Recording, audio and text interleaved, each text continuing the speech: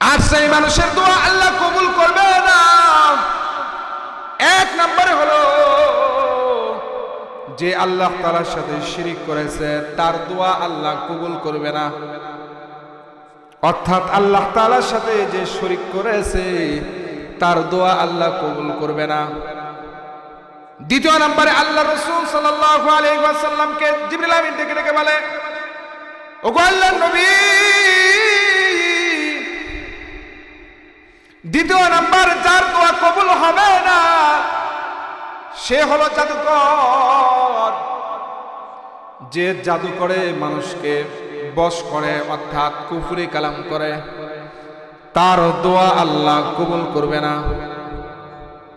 এরপরে আল্লাহর রাসূলকে জিবরিল আমিন ডেকে বলে, ওগো আল্লাহর নবী, তৃতীয় নাম্বার যে ব্যক্তির দোয়া আল্লাহ কবুল করবে না ওই শ্রেণীর লোক হলো গণক, যারা তাদের দোয়া আল্লাহ কবুল করবে না, তাদের নামাজ কবুল করবে না। তো নবীজি বলেছেন যে শাবান মাস এটা আমার মাস। কার মাস? কথা কন না কে? আর রমজান হলো এটা হলো আল্লাহর মাস, যেটাকে নিজের দিকে নিসবত করা হয় এটার দাম বেড়ে যায়। কি যায়? বেড়ে যায়। তো শাবান মাসে একটা রজনী আছে 15 শাবান, যেটাকে হাদিসের ভাষায় লাইলাতুন নিসফু মিন শাবান বলা হয়। শাবান মাসের অর্ধ রাত্রি, অর্থাৎ 14 তারিখ পার হয়ে যে রাত্রিটা আসে এটা হলো শাবান মাসের 15 তারিখের রাত্রি। তো এই দিনের ব্যাপারে আল্লাহ তাআলা কোরআনে হাকিমের মধ্যে সুস্পষ্ট ভাবে আমাদেরকে জানায় দিচ্ছেন, হামিম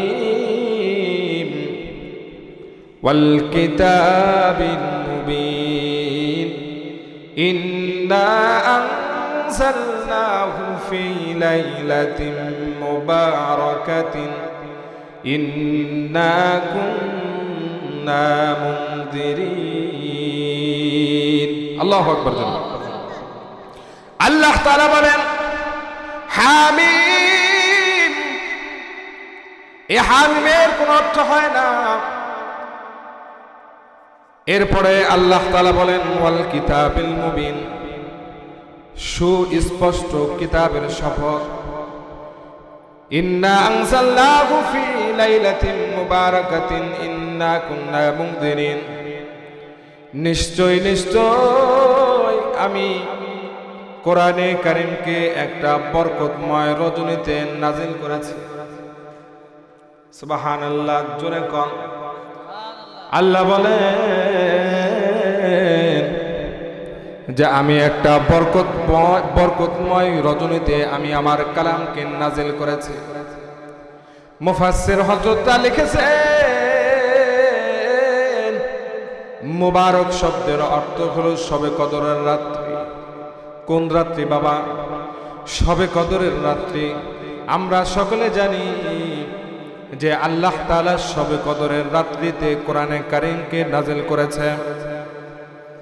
কিন্তু আরেকজন মুফাসসির হযরত আল্লামা ইকরামা রাহমাতুল্লাহি আলাইহি বলেন, যিনি হযরত আব্দুল্লাহ ইবনে আব্বাস রাদিয়াল্লাহু তাআলা আনহুর ছাত্র ছিলেন, তিনি বলেন যে আল্লাহ তাআলা এই মোবারক শব্দের অর্থে আল্লাহ তাআলা শবে বরাত বুঝাইছে। সুবহানাল্লাহ, জোরে কোন সুবহানাল্লাহ। কিভাবে শবে বরাত বুঝাইছেন? যেমন আমাদের রাষ্ট্রীয় কোষাগারে একটা বাজেট প্রমোট করা হয় যে আগামী বছর কি কি বাজেট প্রয়োগ করা হবে, কি কি বাজেট দেওয়া হবে, এটার বাজেট ঘোষণা হয় কি হয় না? যেরকম তো এলাহি আল্লাহর দরবারে একটা বাজেট হয় যে আগামী 1 বছর কতগুলি মানুষ দুনিয়াতে আসবে, কতগুলি মানুষ দুনিয়া থেকে ফিরত নিয়ে আল্লাহ তাআলা তাদের কাছ থেকে অব্যাহতি দিবেন। কোন কোন জায়গায় বৃষ্টি হবে, কত জায়গায় শস্য জন্মগ্রহণ করবে, শস্য হবে, এবং কে কি খাবে এটার বাজেট আল্লাহ তাআলা বড় বড় ফেরেশতা জিবরিল আমিন সহ মিকাইল আলাইহিস সালাতু ওয়াস সালাম, ইসরাফিল আলাইহিস সালাতু ওয়াস সালাম, আজরাইল আলাইহিস সালাতু ওয়াস সালাম সহ বড় বড় যত ফেরেশতা আছে সব ফেরেশতার হাতে আল্লাহ তাআলা অর্পণ করে থাকেন। তো যখন এই শবে বরাতের রাত্রিতে আল্লাহ তাআলা আগামী বছরের জন্য যখন কোনো বাজেট প্রয়োগ করেছিলেন, ওই সময় আল্লাহ তাআলা ওই বাজেটের মধ্যে বলেছিলেন যে আগামী রমজানের শবে কদরে আমি কোরআন নাজিল করব। সুবহানাল্লাহ। যেহেতু আল্লাহর কথাই চূড়ান্ত, যেহেতু আল্লাহর কথাই আল্লাহ তাআলার কথাই পুরাপুরি সিদ্ধান্ত, এটা আর নড়চড় হবে না।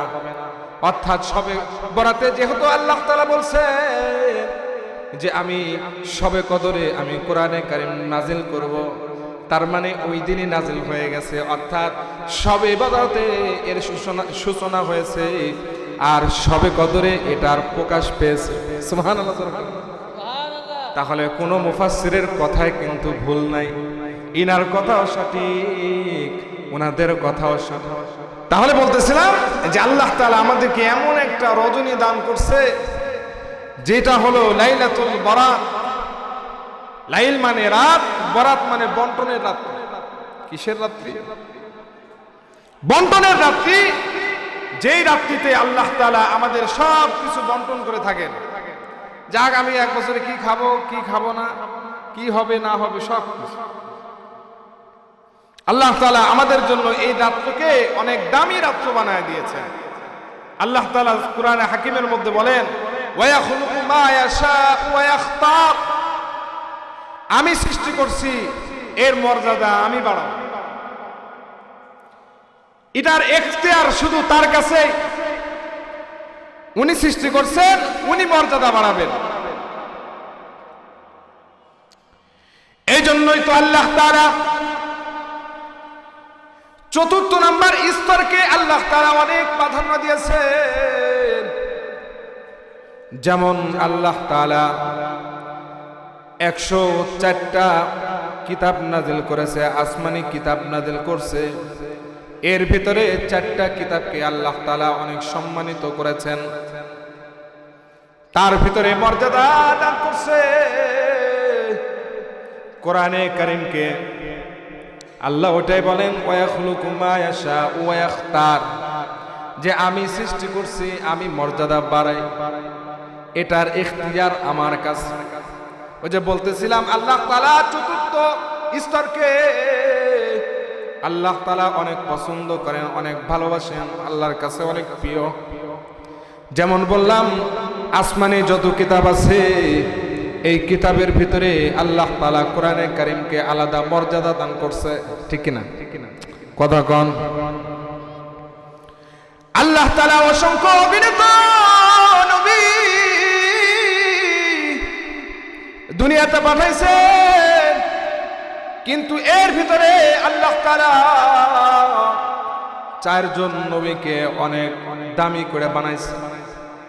এর ভিতরে হলো একজন ইব্রাহিম আলাইহিস সালাতু ওয়াস সালাম, আরেকজন হলো মুসা আলাইহিস সালাতু ওয়াস সালাম, আরেকজন হলো ঈসা আলাইহিস সালাতু ওয়াস সালাম, আরেকজন হলো আমার আপনার নবী মুহাম্মদুর রাসূলুল্লাহ সাল্লাল্লাহু আলাইহি ওয়াসাল্লামকে আল্লাহ তাআলা মনোনীত করছেন, বেশি পছন্দ করছেন।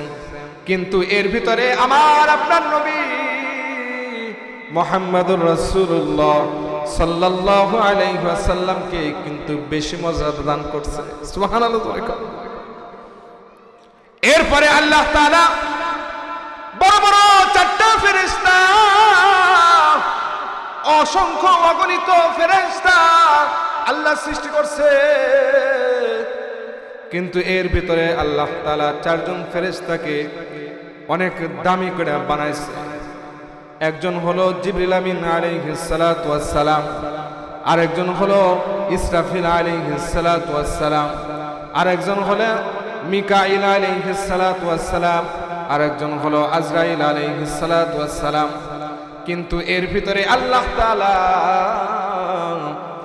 জিবরিল আমিনকে কিন্তু আলাদাভাবে মর্যাদা দান করছে, ঠিক কিনা? তো এরপরে আল্লাহ তাআলা, এটা তো সাবজেক্ট শেষ, এরপরে আল্লাহ তাআলা চারজন বড় বড় সাহাবীকে আল্লাহ তাআলা বাছাই করছেন, তাদের মর্যাদা বাড়ায় দিয়েছে, ঠিক কিনা জোরে বল। একজন হলেন হযরত আবু বকর সিদ্দিক রাদিয়াল্লাহু তাআলা আনহু, আরেকজন হলেন ওমর, আরেকজন হলেন হযরত আলী, আরেকজন হলো হযরত ওসমান ইবনে আফফান রাদিয়াল্লাহু তাআলা। ওই যে বললাম আল্লাহ তাআলা চতুর্থ স্তরকে অনেক ভালোবাসেন, অনেক আল্লাহ তাআলার কাছে অনেক প্রিয়। এমনি ভাবে আল্লাহ তাআলা কিছু দিনকে আল্লাহ তাআলা দিনের ভিতরে মর্যাদা দান করছে। যেমন আরাফার দিন আছে, যেমন 2 ঈদের দিন আছে, এরপরে জুমার দিন আছে।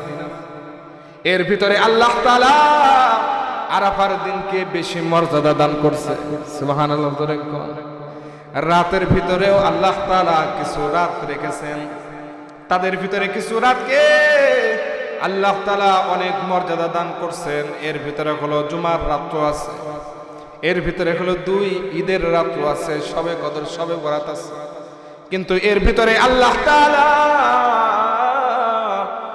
কিন্তু শবে কদরকে বেশি মর্যাদা দান করছে, সুবহানাল্লাহ। ওই যে বলতেছিলাম ওয়া খুলুকু মা আয়াশা ওয়া ইখতার, আল্লাহ সৃষ্টি করছে, উনি মর্যাদা বাড়ায় দিয়েছেন। তা আমি যে বিষয়ে আলোচনা করতেছিলাম বাবাদিরা, সামনে আমাদের শবে কদর আসতেছে। অনেকে বলে শবে কদর বলতে কিচ্ছু নাই, এরা হলো আমল চোর। কি চোর? এ জোরে কান্না, কি চোর? অর্থাৎ শবে কদর বলতে, শবে বরাত বলতে কিছু নাই, এটা বলে তারা এটা বুঝাইতে চায় যে ওই দিন ইবাদত বলতে কিছু না, ইবাদত করা লাগবে না।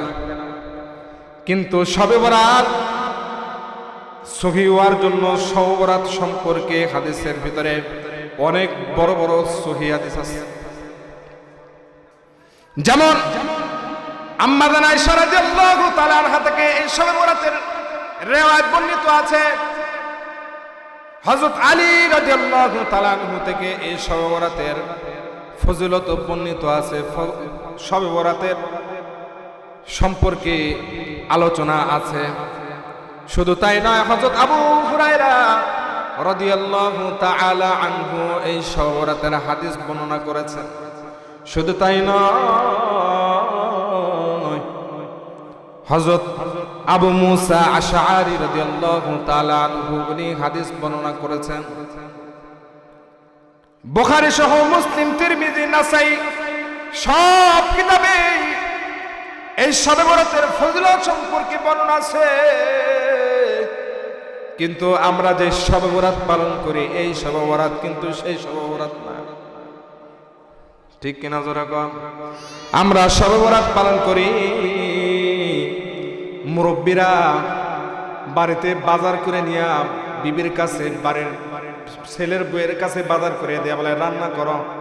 তারা সারাদিন রান্না করতে করতে অস্থির, মাগরিব পরে তাদের শরীর আর চলে না, এক ঘুমে দেখা যায় তাদের ফজর পার হয়ে যায়, ঠিক কিনা জোরে কন? কিছু লোকের শবে বরাত পালন হলো, কিছু বাচ্চাদের শবে বরাত পালন হলো, তারা আতশবাজি করে, তারা আনন্দ ফুর্তি করে। আবার কিছু লোকের শবে বরাত পালন হইল মসজিদের ভিতরে এশার নামাজের পরে ইমাম সাহেবকে দিয়া 2 ঘন্টা আলোচনা করে এরপরে একটা খিচুড়ির পোটলা নিয়ে বাড়ি যায়, ঠিক কিনা? বিবি যদি বলে, ও স্বামী আপনি কোথায় থেকে আসলেন? বিবি ডাক যখন এই কথা বলছে, স্বামী বলে আমি শবে বরাত পালন করে আসলাম।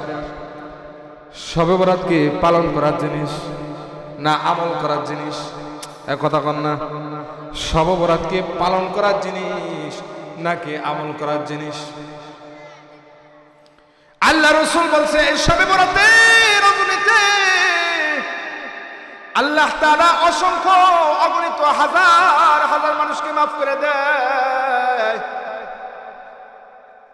মদিনার ভিতরে বনি কালো বনি নজির নামে একটা গোত্র আছে, যারা হাজার হাজার বকরি পালন করে। আল্লাহ রাসূল ডেকে ডেকে বলে, এ সাহাবীরা,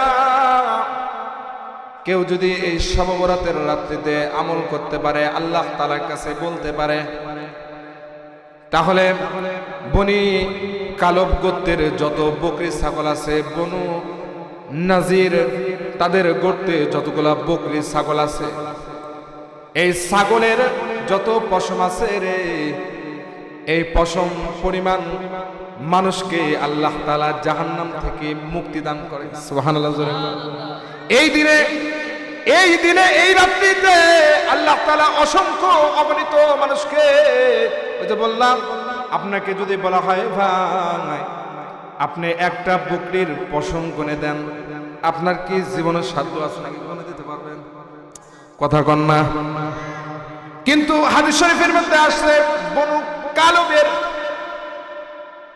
তাদের কমপক্ষে 20,000 ছাগল পালতো। যারা পালতো তারা 20,000 ছাগল পালতো। কয়েক হাজার? এটা সংখ্যা বোঝানোর জন্য বলা হয়েছে যে কেউ যদি এই দিনে আমল করতে পারো রে, তাহলে আল্লাহ তাআলা তো এই দিনে অসংখ্য অগণিত কোটি কোটি মানুষকে জাহান্নাম থেকে মুক্তি দান করবে।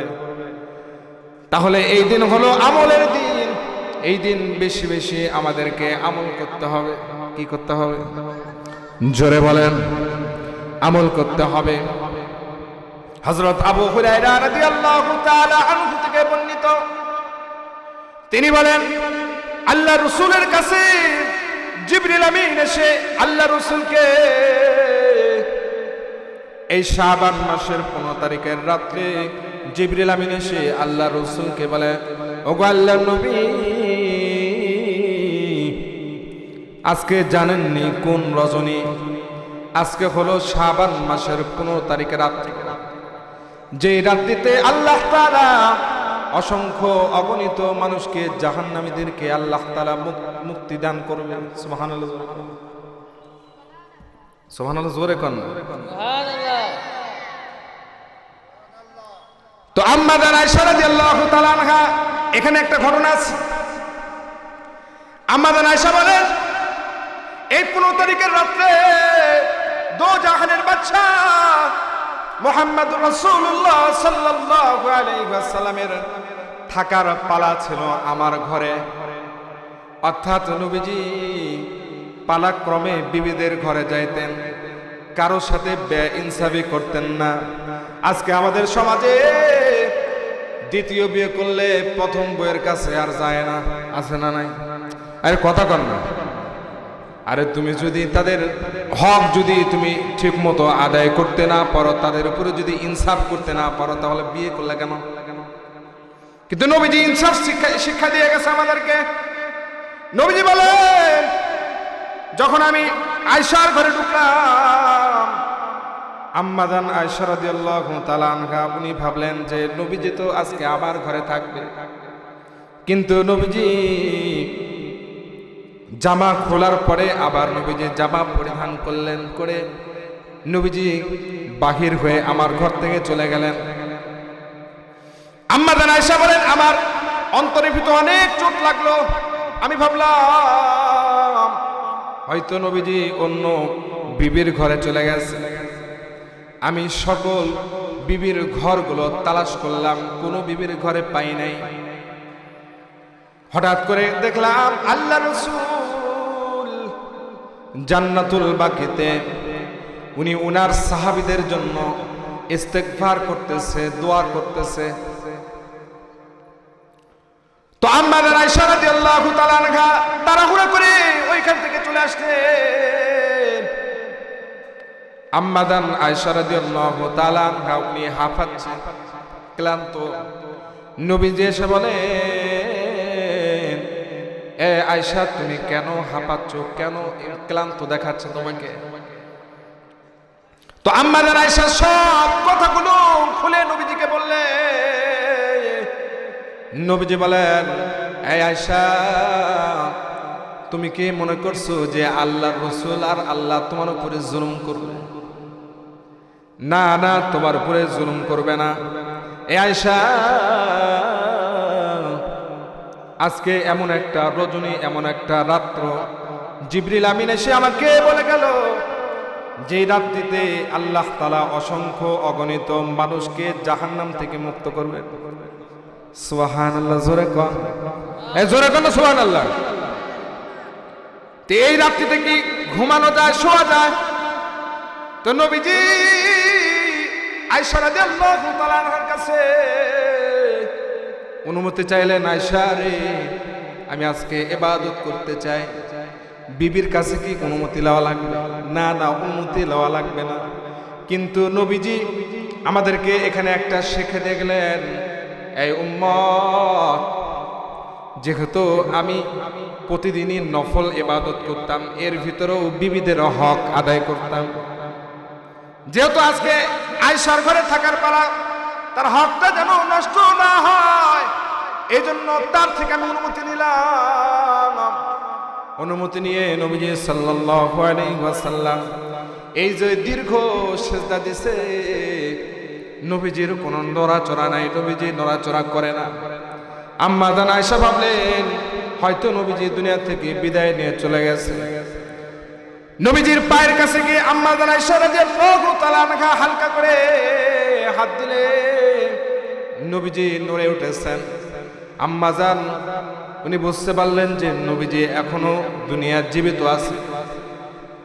দেখেন, যার আগে পিছনে সব গুনাহ মাফ, উনার নামাজের হালত যদি এমন হয়, তাহলে আমাদের যাদের গুনাহ জীবন জর্জরিত, তাহলে আমাদের নামাজ কিভাবে পড়ার দরকার,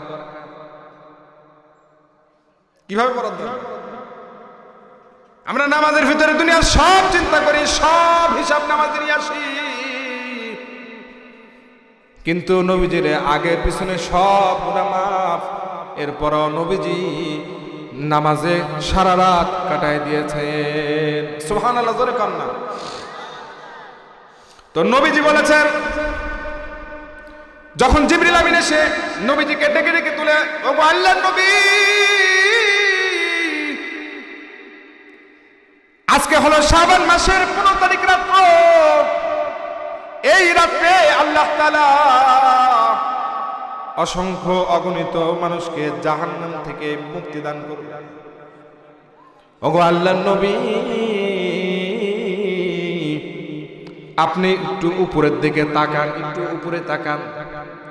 নবীজি উপরে তাকাইলে দেখে জান্নাতের আটো দরওয়াজাগুলো খোলা।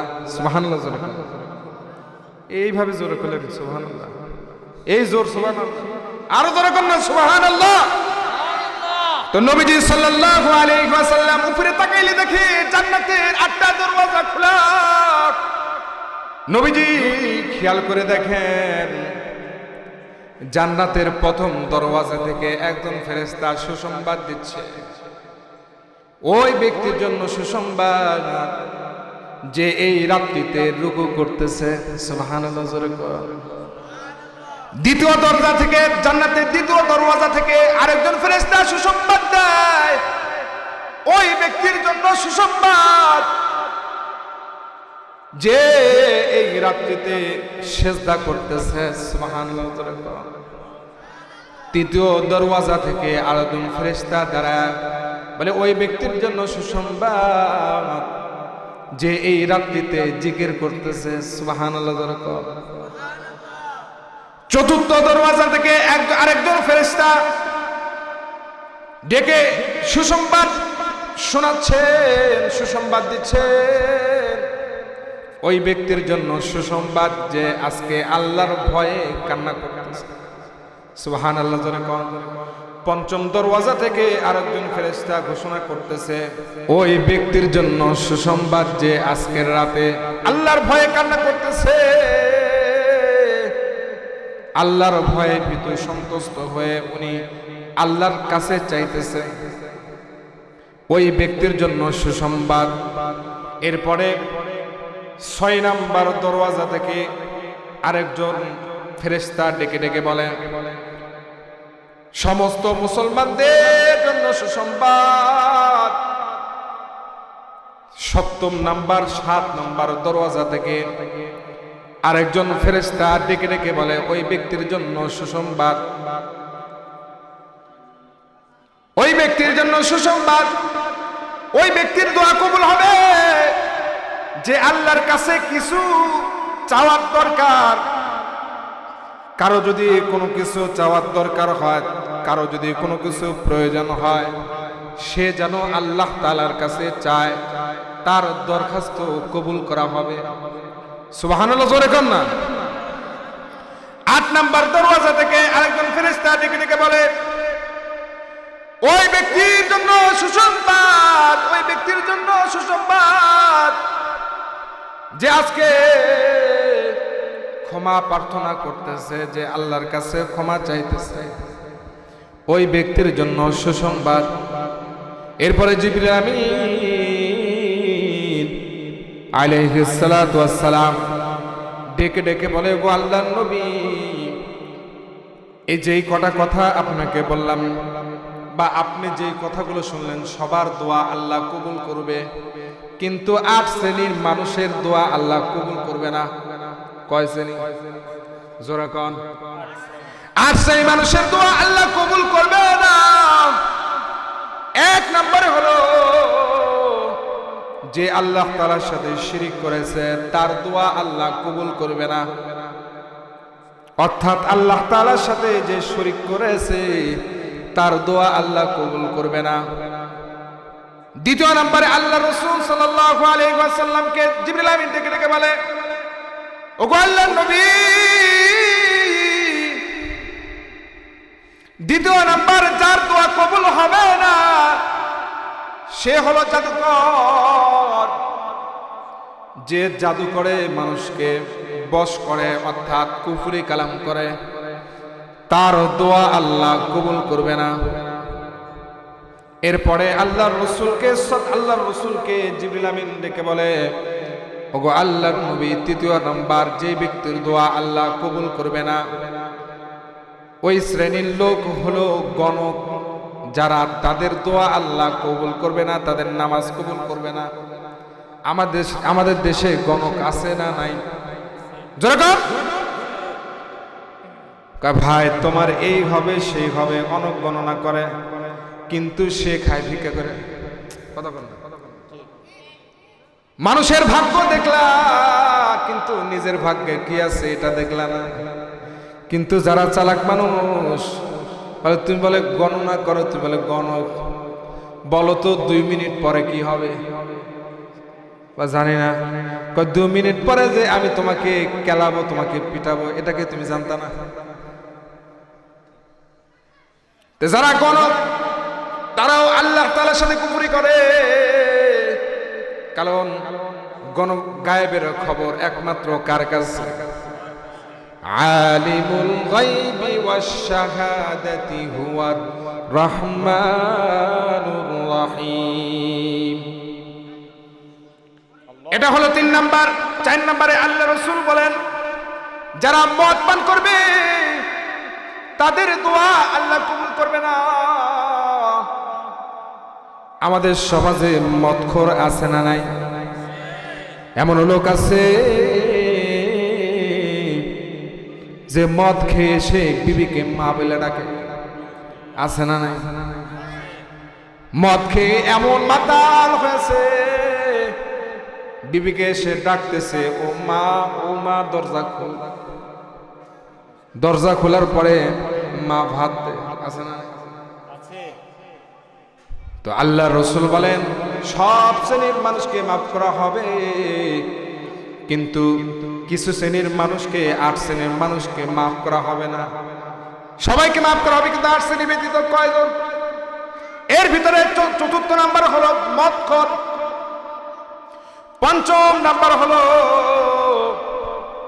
যারা সুদ খায় তাদের দোয়া আল্লাহ কবুল করবে না। আমাদের দেশে সুদখোর আছে না নাই? টিপুল হাজি অর্থাৎ 14 বার হজ করছে, ব্যাংকের ভিতরে 10 লক্ষ টাকা রেখে দিছে, আর মসজিদের কোনারে বসে সুবহানাল্লাহ সুবহানাল্লাহ জিকির করে। লোকেরা বলে, হাজি সাহেব আপনার কি কাজ কাম নাই? কাজ কি আপনি করেন না? তাহলে চলেন কিভাবে? বলে ব্যাংকে কিছু টাকা আছে, ওইখান থেকে কিছু লাভ আসে, এটা তুলি আর খাই। আরে বেটা, ওই হাজি সাহেবকে জুতা দিয়ে বেরানোর দরকার, ঠিক কিনা? বেটা সুদ খাও আর মালিককে মসজিদের কোনায় বসে ডাকো, জিন্দেগিতেও তোমার দোয়া কবুল হবে না, জিন্দেগিতে তোমার ইবাদত কবুল হবে না। এটা কে বলেছেন? আল্লাহ তাআলা জিবরিল আমিনের মাধ্যমে নবীজিকে জানায় দেন, ওগো নবীজি,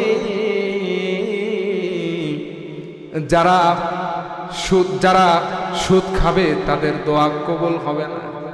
এখন এটার নাম দিছে যে মুনাফা। আমি তো তার উপকার করলাম, তার থেকে কি মুনাফা নিচ্ছি? আমি কি ক্ষতি করলাম? আমি তো লাভই করলাম। সুদের কোনো লস আছে নাকি? আছে? কতক্ষণ না লসের ভাগে তো লওয়া লাগবে, তাহলে না এটা হালাল হবে, ঠিক কিনা? আহাল্লাল্লাহুল বাইআ ওয়া হাররামার রিবা। আল্লাহ তাআলা সুদকে হারাম করেছেন, ব্যবসাকে হালাল করেছেন। ব্যবসা। এরপরে আল্লাহ রাসূল সাল্লাল্লাহু আলাইহি ওয়াসাল্লাম বলেন, 6 নম্বরে হলো পিতামাতার অবাধ্য সন্তান। যারা পিতামাতার অবাধ্য সন্তান হবে তাদের দোয়া আল্লাহ তাআলা কবুল করবে না, তাদেরকে মাফ করবে না। দুনিয়াতে যত বড় বড় মনীষী আছে তারা শুধু পিতামাতার দোয়ায় তারা বড় হয়েছেন। আমরা যে কিতাব নিয়ে লাফালাফি করি, বুখারী শরীফ নিয়ে যে আমরা লাফালাফি করি যে বুখারী শরীফের হাদিস, তাহলে যেই ক্যাটাগরির লোক হোক সে আর কথা বলে না, ঠিক কিনা? জোরে। কিন্তু এই ইমাম বুখারীর জন্মসূত্রে ছিল অন্ধ। কি ছিল? ইমাম বুখারী যখন পেটে ছিলেন ওই সময় ইমাম বুখারীর পিতা, উনার আব্বা দুনিয়া থেকে বিদায় নিয়ে যখন চলে গিয়েছিলেন, তো ইমাম বুখারীর পিতার একটা আশা ছিল যে আমার সন্তান যদি দুনিয়াতে আসে, বড় হওয়ার পরে আমার সন্তানকে আলেম বানাবো। বিবিকে বলে গেছিলেন, বিবি আমার সন্তান যদি বড় হয় আমার সন্তানকে আলেম বানাবা। কিন্তু ইমাম বুখারী যখন জন্মগ্রহণ করেছে, জন্মসূত্রে ইমাম বুখারী অন্ধ, চোখে দেখে না। ইমাম বুখারী রাহমাতুল্লাহি আলাইহির মা আল্লাহ তাআলার কাছে তাহাজ্জুদের নামাজ পড়া আল্লাহ তাআলাকে দোয়া, আল্লাহ তাআলার কাছে চাচ্ছেন, বলতেছেন, ওগো আল্লাহ, আমার সন্তান পিতাহারা একটা সন্তান, তার পিতা নাই। ওগো আল্লাহ, আমি মা হয়ে দোয়া করতেছি, আমার সন্তানকে আমি একজন যোগ শ্রেষ্ঠ আলেম বানাবো গো আল্লাহ।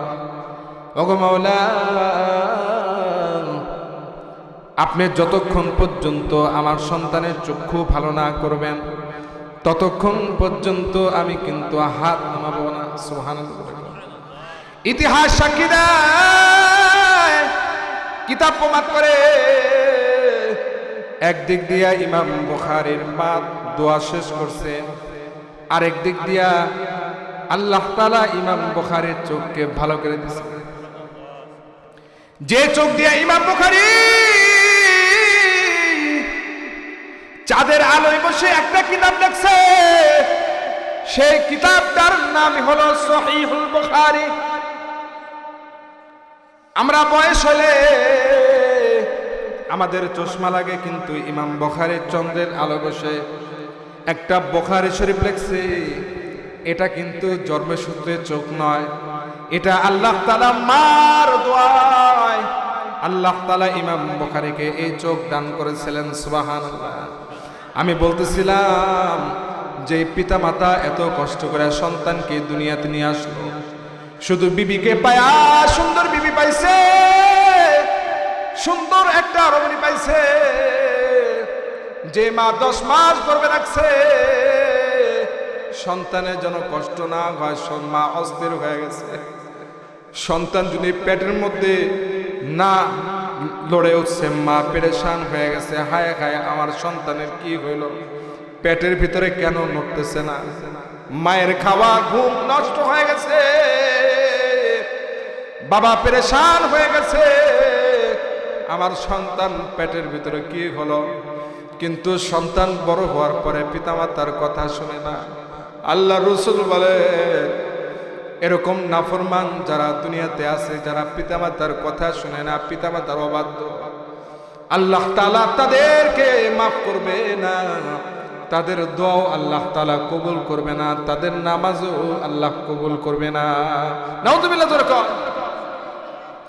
এরপরে আল্লাহ রাসূল বলেন 7 নম্বরে আল্লাহ তাআলা বলেছেন, আল্লাহ রাসূল বলেছেন যারা আত্মীয়তা ছিন্নকারী তাদের দোয়া আল্লাহ কবুল করবে না। কি কারি? জোরে কন্যা। আত্মীয়তা ছিন্নকারী অনেক মানুষ আছে, ভাইয়ের হক নষ্ট করছে, বোনের হক নষ্ট করে, আর বোনের সাথে সম্পর্ক রাখে না, কথাও বলে না, ভাইয়ের হক মেরে খাইছে, ভাইয়ের জমি আত্মসাৎ করছে বাবার সাথে থাইকা, বোনের সম্পদ আত্মসাৎ করছে, বোনকে বলছে ও বোন তোর ছেলে মেয়ে আসলে তো আমাদের বাড়িতে খাবে, তোর জমি নেওয়ার দরকার নাই, এই কথা বলে তাদের জমিগুলো আত্মসাৎ করছে। নবীজি বলে যারা আত্মীয়তার এই সম্পর্ক নষ্ট করেছে, আত্মীয়তার সম্পর্ক ছিন্ন করেছে, আল্লাহ তাআলা এদের দোয়া কবুল করবে না, আল্লাহ তাআলা এদের নামাজও কবুল করবে না। বলে নাউযুবিল্লাহ। এরপরে সময় কম বাবাজিরা, এদিকে ফলো করেন।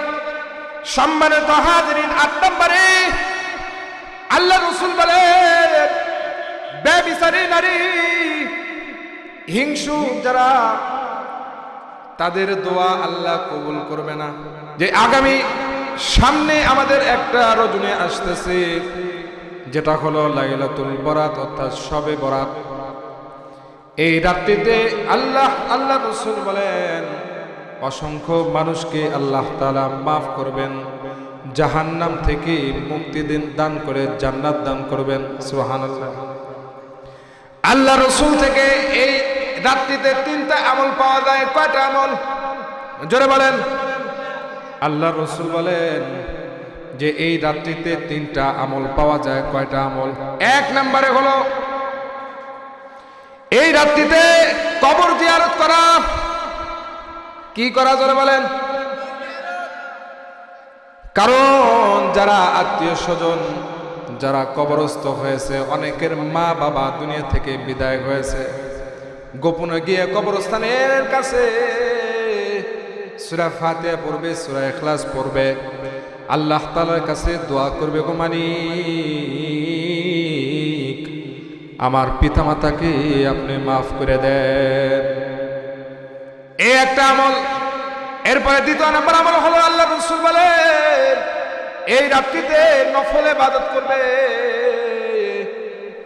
আমরা শুধু নফল ইবাদত বলতে শুধু মসজিদে নফল ইবাদত বলতে, যে নফল ইবাদত মসজিদে সারা রাত মসজিদ খোলা রাখতে হবে, কিন্তু না না, আল্লাহ রাসূল আরেকটা কথা বলেছে, এই উম্মতেরা তোমরা তোমাদের ঘরকে কবরস্থান বানায়ও না।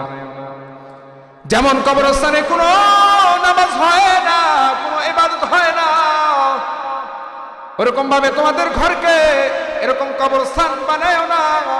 নফল ইবাদতগুলা তোমরা ঘরে আদায় করবা, নফল তেলাওয়াত তোমরা করবা ঘরের ভিতরে, তোমরা তেলাওয়াত করবা, জিকির করবা ঘরের ভিতরে, নফল নামাজগুলো ঘরের ভিতরে আদায় করবা, সুন্নতগুলো ঘরের ভিতরে আদায় করবা। এরপরে আল্লাহ রাসূল সাল্লাল্লাহু আলাইহি ওয়াসাল্লাম বলেন তৃতীয় আমল, পরের দিন রোজা রাখা, কি রাখা? রাখবো তো ইনশাআল্লাহ। অনেক ফজিলতপূর্ণ আমল। যারা বলে শবে বরাতে কোনো আমল নাই, শবে বরাতে কোনো আমল নাই, কোনো নেকি নাই শবে বরাতে, তাদের কথা ভুল। কারণ এটা হলো বন্টনের রাত্রি। আগামী 1 বছর সুন্দর করার জন্য আমাদেরকে ওইভাবে প্রস্তুত নিতে হবে।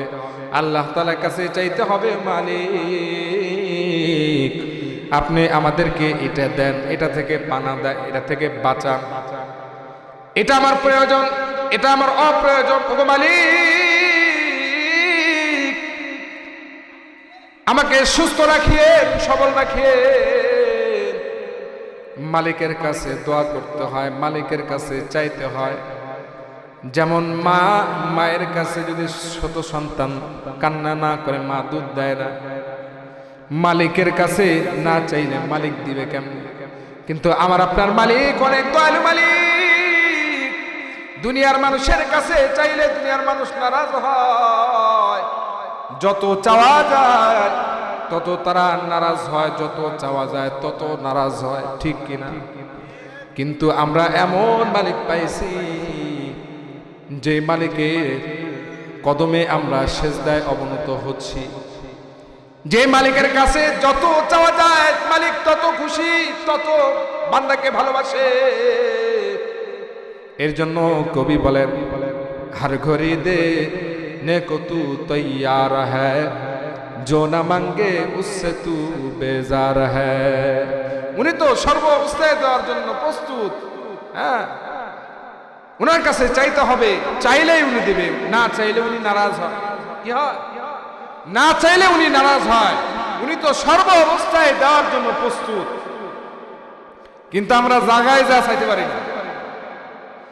নবীজির স্যান্ডেলের ফিতা ছিঁড়ে গেল, নবীজি কিন্তু আল্লাহর কাছেই চাইতেন, আল্লাহ দেন। এরপরে দুনিয়াতে যেই ব্যবস্থা করার দরকার সেটা করতেন। তো এই শবে বরাতের রাত্রিতে, এই রজনীতে আমরা এই রান্না বান্না, খাওয়া দাওয়া, এইটাই সময় কাটাই দিব না ইবাদতে কাটাবো? জোরে বলেন।